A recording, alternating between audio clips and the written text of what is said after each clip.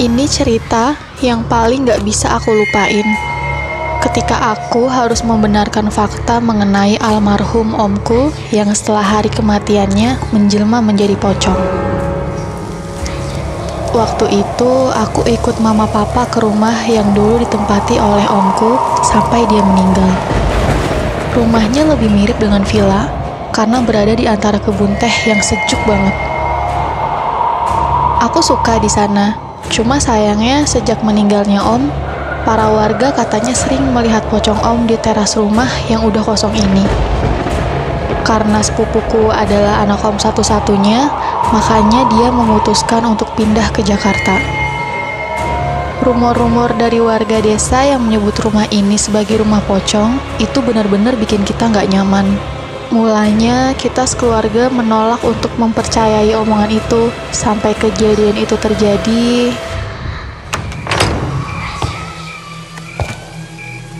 Mir, kamu tidur di kamar atas.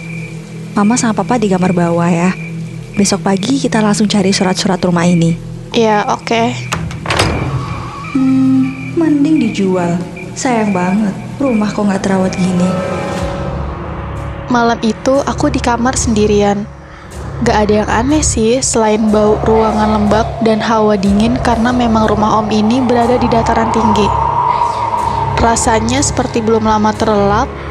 Lalu aku terbangun begitu mendengar mesin pemutar piringan hitam milik om yang ada di ruang tamu menyala memutar lagu dan rekaman suara om bernyanyi. Aku pandang wajahmu, aku sayang padamu. Lagu dan suara om benar-benar bikin suasana beda. Gak tahu kenapa aku merinding. Tapi juga penasaran siapa yang mutar itu malam-malam. Apakah mama? Karena keganggu sama lagu itu, meskipun merinding, aku turun ke bawah buat cek dan matiin.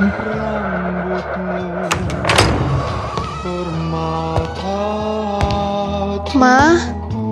Mama? Mama? Ma? Setiap malam tiba. Gak tahu kenapa waktu itu benar-benar merinding banget. Aku gak pernah ngerasa setakut itu sebelumnya. Mana manggil-manggil mama juga gak ada jawaban. Aku turun ke bawah. Dari kejauhan aku melihat ada pria pakai kain putih mirip jubah yang sedang berdiri menatap ke arah luar jendela. Sosok itu membelakangiku. Sudah pasti itu bukan papa, karena postur badannya beda. Ternyata Mira, ngapain di sini?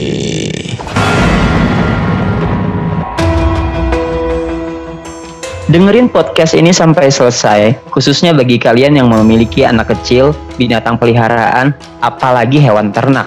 Karena di episode kali ini, gue mau bahas soal waktu maghrib yang berkaitan erat dengan setan. Tentunya bersama gue Jero, kalian sedang mendengarkan Jero Podcast Semedi. Dimanapun kalian berada dan bersama siapapun kalian di sana, mereka ada di antara kita. Bersama gue Jero, selamat datang di Jero Podcast Semedi. Jero Podcast Semedi hadir menemani waktu rehat kalian, membahas cerita-cerita horor seputar misteri, mitologi, sejarah, dan tragedi berdasarkan fakta yang dikupas melalui sudut pandang metafisika. Gue keinget waktu dulu pernah ngebantu Pak Mono, tetangga teman gue di kampungnya yang ketempelan sosok kuntilanak. Sosoknya kuntilanak ini nih kayak bergelayut gitu di punggungnya. Jadi Pak Mono tuh kelihatan kayak menggendong si kuntilanak ini. Mulanya dari Pak Mono yang katanya lagi beraktivitas di sawahnya sampai menjelang waktu maghrib. Namun karena kelelahan, Pak Mono tuh nggak langsung pulang. Dia justru memilih buat kayak istirahat dulu nih, sampai ketiduran di balai yang terletak di tengah-tengah sawahnya gitu. Nah, Pak Mono dihampiri sama sosok wanita yang cantik banget, nawarin air. Wanita itu kulitnya putih, rambutnya lurus, cantik deh pokoknya, dan tampak sempurna karena pakai pakaian berwarna merah gitu. Pak Mono kayak hipnotis gitu sama pesonanya si wanita ini. Kemudian dia minum itu air yang ditawari, dan yang kejadian selanjutnya Pak Mono tuh kayak kesirep dia nggak bisa lagi ngontrol nafsunya hingga mereka melakukan hubungan intim. Di tengah penuh gairahnya nih mereka berhubungan, sosok wanita cantik yang ada di dekapannya sekarang ini perlahan wujudnya itu berubah jadi mengerikan banget. Kulitnya jadi pucat, matanya melotot melebar kayak akan keluar gitu, dan mulutnya ngelebarin sobekan. Lalu kayak ngucurin cairan liur yang membanjiri wajahnya Pamono. Tapi air liurnya ini berwarna hitam, kental banget dan bau. Kebayangkan Pamono gelagapan. Dia ketakutan setengah mati dan jantungnya tuh kayak cepet gitu. Detik berikutnya Pamono udah kayak pingsan aja, nggak sadarin diri gitu. Tapi nggak lama dia kayak kebangun dari tidurnya. Dia mikir itu cuma mimpi kali ya. Jadi dia kayak ya udah, tapi kok rasanya kayak nyata banget gitu. Bahkan dia kayak masih bisa nyium bau-bau sisa-sisa amis-amisnya itu. Karena merinding kan tuh, Pamono langsung beranjak dari baliknya, dia bangun, dia pergi ke rumah. Tapi langit tuh udah gelap. Jadi sepanjang dari waktu sore sampai maghrib, ngelewatin maghrib ke malam, Pamono tuh tidur di balai itu. Semenjak hari itu, tingkah laku dan gelagatnya Pamono ini jadi aneh. Dia jadi lebih emosional, mudah marah, sering ngelamun, dan selalu pergi ke balai tadi setiap waktu menjelang maghrib dan baru pulang setelah hari udah gelap. Itu setiap hari kayak gitu. Jadi setiap sore tuh pergi aja ke balai, dia bengong gitu sampai maghrib selesai baru pulang. Bukan cuma itu, tanpa sadar nih Pamono ini suka makan yang aneh-aneh. Jadi kayak dia kadang makanin yang mentah-mentah yang ada di dapur, tapi seketika kayak ih apa nih gitu. Udah sadar dia kayak orang bengong, tau gak, kayak kesirep gitu, nggak tahu apa yang dia lakuin. Setelah lebih dari 1 minggu nih dia berperilaku aneh, Pamono mulai mengeluh, katanya sakit kepala, badannya tuh kayak ada sakit, kaki-kakinya juga kayak udah nggak kuat lagi diri lama. Waktu itu gue lagi berlibur, karena baliknya searah jalan pulang, jadi kita putusin buat rehat dulu deh, nginep di kampung teman gue nih, yang kebetulan masih satu wilayah nih sama tempat gue berlibur.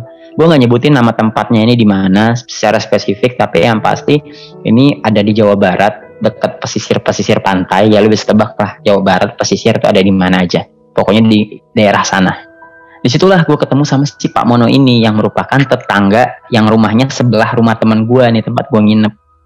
Temen gue bilang sama gue kayak, Jer, coba lihat bapak sebelah katanya ketempelan, kalau bisa tolongin Jer. Nah temen gue sih juga kayaknya diminta gitu sama keluarganya, karena kan dia tahu kan gitu deh. Akhirnya singkat cerita ya gue coba mampir ke rumahnya Pak Mono. Di sana gue ngelihat Pak Mononya tuh lagi duduk di ranjang kasurnya. Dia ngeluh katanya pundaknya berat gitu, terus sakit kayak ditusuk-tusuk.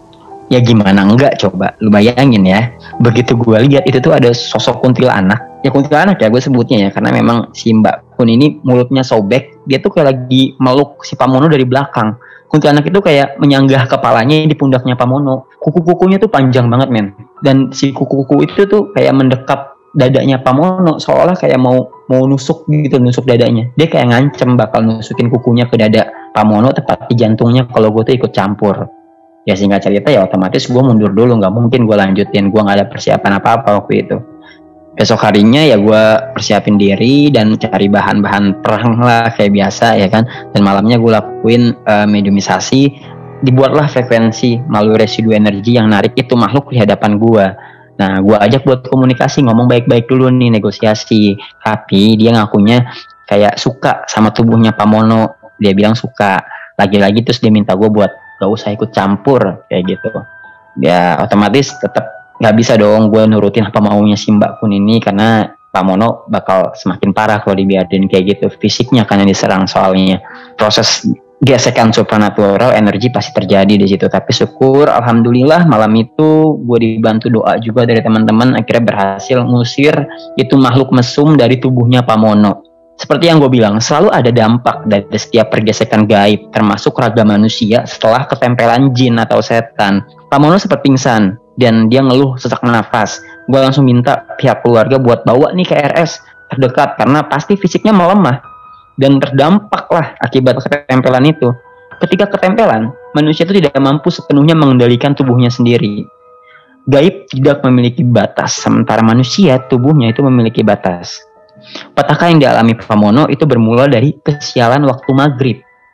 Seperti topik kita pada episode kali ini, mengapa waktu maghrib erat kaitannya dengan hal mistis? Dari zaman dahulu nih sampai saat ini, waktu matahari tenggelam memang diwarnai dengan banyak banget hal mistis, mitos, gangguan kesehatan, pamali, setan, jin, dan bahkan munculnya tindakan-tindakan kriminal. Jadi memang tidak hanya semua yang kasat mata aja nih yang bermunculan waktu maghrib, melainkan banyaknya juga tindakan-tindakan manusia yang merugikan atau bisa dibilang kriminal lah, kayak pencurian dan maling. Karena waktu maghrib emang waktu di mana setiap manusia itu sedang beristirahat maupun melaksanakan sholat, jadi sepi gitu. Dan sepi-sepi ini nih yang dimanfaatkan ruangnya buat manusia-manusia yang kelakuannya mirip kayak setan buat melakukan tindakan-tindakan kayak yang tadi gue bilang, mencuri, maling, dan sebagainya. Jika dibahas dari sisi mistis, waktu maghrib nih banyak hal-hal yang dianggap mengerikan di waktu-waktu bisa dibilang transisi ya, dari terang ke gelap di waktu maghrib ini. Seperti anak kecil yang dilarang keluar, dilarang menyapu, dilarang tidur saat maghrib, munculnya jin dan setan jahat katanya, menutup pintu, harus ditutup pintu kalau maghrib, dan larangan mandi di waktu maghrib. Kegiatan umum seperti tidur, mandi, bermain, dan apapun dilarang di waktu maghrib. Kenapa sih? Pertama, memang ini tradisi orang tua zaman dahulu yang udah turun-temurun dipercaya. Mereka tuh sangat disiplin dan melarang anak-anaknya untuk keluar pada waktu maghrib. Kenapa waktu maghrib diharuskan menutup pintu dan anak-anak tidak boleh keluar? Yaitu karena waktu maghrib adalah waktu interaksi dan aktivitas makhluk gaib atau setan kita sebut menjadi lebih padat. Transisi pergantian dari terang ke gelap ialah waktu di mana frekuensi manusia dengan dimensi gaib itu menipis atau bisa dibilang menjadi lebih dekat. Pada waktu maghrib, spektrum warna alam, warna langit berubah menjadi spektrum kemerahan, senja. Ya, jadi senja jangan lu bilang indah, senja itu adalah petanda kalau dimensi kita lagi dekat sama mereka. Cahaya si senja ini nih berupa gelombang elektromagnetik yang setiap warnanya tuh memiliki perbedaan energi dan frekuensi serta panjang gelombangnya. Perubahan spektrum tersebut selaras dengan frekuensi jin dan iblis, yaitu spektrum merah yang ada pada iblis dan jin akan bertambah kuat karena memiliki gelombang yang sama dengan alam, dengan warna langit ini sama warnanya. Tumpang tindihnya gelombang membuat penglihatan kurang tajam karena adanya fata morgana. Maka dari itu pengendara atau ya orang-orang lah yang keluar dengan berkendara baik roda 2, roda 4 itu tidak dianjurkan untuk melanjutkan perjalanan pada waktu maghrib karena rentan terjadi kecelakaan. Oke, sekarang kita masuk di sesi tanya jawab yang mana gue udah merangkum pertanyaan dari teman-teman di Twitter nih. Kita bacain satu-satu ya. Ada beberapa pertanyaan. Sebelumnya mohon maaf gue gak bisa bacain semua. Mungkin di next episode gue bakal bacain lagi. Sekarang gue rangkum dulu yang menurut gue menarik. Pertama, apa benar orang hamil dideketin sama Kunti bang? Aku lagi hamil dan sering banget keluar maghrib ke malam karena kerja shift sore sampai malam. Pertanyaan ini datang dari @permata 147. Oke, Permata, pertanyaannya apa benar orang hamil dideketin sama Kunti? Benar, gue bilang benar. Kenapa? Karena ketika kalian sedang hamil, wanginya itu beda. Kunti itu kan identik dengan orang yang meninggal karena sedang hamil ataupun diperkosa atau sebagainya berkaitan dengan anak kecil. Tapi di luar itu, memang wangi dari orang hamil itu tuh bukan cuma Kunti sih, tapi banyak makhluk lain juga akhirnya mendekat mengundang kayak gitu. Jadi memang disarankan buat orang hamil kalau bisa dari maghrib ke malam itu udah jangan beraktivitas dalam rumah aja gitu. Tapi kalaupun kamu harus keluar, yang penting baca-baca doa, dan kalau lagi waktu maghrib jangan keluar ruangan. Pertanyaan yang kedua dari @Hindia K. Kenapa bayi suka dikasih bangle atau jimat bawang di bajunya? Apa benar itu bisa nangkal setan bang? Bangle. Oh iya, gue tahu. Bangle yang dipeniti itu ya, kayak yang dipeniti yang di baju kalau bayi baru lahir biasanya. Itu sebenarnya kayak apa ya? Media bentuknya, sama kayak garam ketika lo bersihin rumah. Bangle pun media, dan biasanya tuh ada peniti ataupun ada kayak pisau gunting kuku tajam tuh di situ tuh. Itu sebagai simbol supaya katanya setannya tuh takut gitu. Ada yang meruncing di sana. Ya balik lagi sih, buat gue sih berdasarkan pengetahuan gue itu hanyalah media yang udah dibacain doa buat menjaga. Dan memang beberapa makhluk itu kalau ditempelin itu kan bentuk keyakinan. Orang tuanya yakin kalau anaknya bakal aman. Nah, keyakinan itu sebenarnya doanya dengan yakin itu yang menjaga si bayi, bukan si medianya. Yang ketiga dari @utaribia. Kenapa nggak semua setan kalau dibacain doa takut bang? Beberapa kali lihat orang kesurupan didoain malah nggak mempan. Ya sama sebenarnya kayak nomor 2 tadi ya gue bilang kan. Guys, ada orang yang baca nanganin setan nih, baca 1 juz lurus atau bahkan ya lu ngaji gitu panjang lebar, tapi tuh setan nggak kenapa-napa. Tapi ada juga yang cuma baca surat An-Nas atau bahkan Bismillahirrahmanirrahim sekali tiup, udah hilang tuh setan. Kenapa bisa kayak gitu? Sebenarnya bukan doanya. Doa semua baik, semua doa baik, semua doa adalah mengantarkan energi positif karena datang dari kesucian Tuhan. Tapi yang mempengaruhi setan itu bisa pergi atau enggak itu keyakinan kalian untuk melawannya gitu. Kalau kalian masih ngerasa takut sama itu setan, masih merasa secara psikologis di bawah itu setan, mau kalian baca seberapa panjang tuh setan malah tetap bermain-main. Tapi beda ketika kalian sudah bisa mengendalikan psikologis kalian berada di atas setan itu dan dengan yakin kalian ucap kalian mampu baca doa Bismillahirrahmanirrahim, tiup, udah keluar itu setan. Karena pada dasarnya manusia makhluk paling sempurna, men. Gitu. Jadi bukan soal doanya panjang lebarnya, tapi soal keyakinannya terhadap doa yang dibaca. Nah, yang ini cerita nih. Oke, gue bacain dari @yuza XXY gitu. Gue punya cerita bang, waktu itu habis pulang ngerjain tugas malam banget jam 11-an. Buat gue jam segitu udah malam banget karena jarang banget keluar malam. Gue pulang naik ojek, pesan ojol, dapatlah ternyata drivernya tetangga gue dong. Jadi untung deh dia tahu rumah gue di mana. Jadi nggak repot-repot jelasin lagi karena rumah gue ini masuk gang-gang gitu. Nah di perjalanan kita nggak ngobrol apa-apa. Gue juga nggak ngerasa gimana-mana. Jalanan tuh sepi karena gue emang dasarnya nggak tahu jalan. Jadi ya bodo amat lah ya. Kita kayak lewat kebun-kebun gitu. Pokoknya bukan jalanan umum yang biasa deh. Tapi gue nggak mikir apa-apa ya kayak biasa aja. Terus pas sampai rumah nggak tahu kenapa gue ngerasa capek banget, gerah, minum air putih dong langsung banyak. Nah terus kakak gue nanya, lu pulang jalan kaki dek? Lah kaget dong, gue bingung. Ya gue jawab enggak kak, naik ojol. Drivernya si A, nama tetangga gue itu. Kakak gue kaget, dia bilang kalau tetangga gue yang ojol itu yang tadi namanya gue sebut ternyata baru meninggal tadi sore. Wadaw, oke. Dan kakak gue denger suara motor biasanya. Dan kakak gue nggak denger suara motor. Biasanya kalau ada motor lewat pasti kedengeran. Gue merinding banget sampai sekarang bang. Gue mikir apa jangan-jangan gue balik jalan kaki soalnya gue ngerasa capek banget. Ya bisa jadi. Anyway, kenapa ya tetangga lu sampai nganterin lu pulang? Apakah ada urusan yang belum terselesaikan di antara kalian? Atau mungkin jangan-jangan tetangga lu itu menyimpan sebuah perasaan ke lu? Anyway, baca doa aja, stay berpikir positif, jangan aneh-aneh, ya positif thinking aja supaya yang lainnya nggak ikut ke kamu gitu. Karena ketika kamu negatif, ya itu tadi makhluk-makhluk bukan cuma dia aja, makhluk-makhluk lain juga jadi menempel, mengeksploitasi rasa takut dan kekhawatiran kamu. Jadi nggak usah terlalu khawatir, keep positive thinking dan ya udah nggak usah dipikirin. Anggap aja pengalaman kapan lagi ya kan mengalami paranormal experience dianterin sama setan.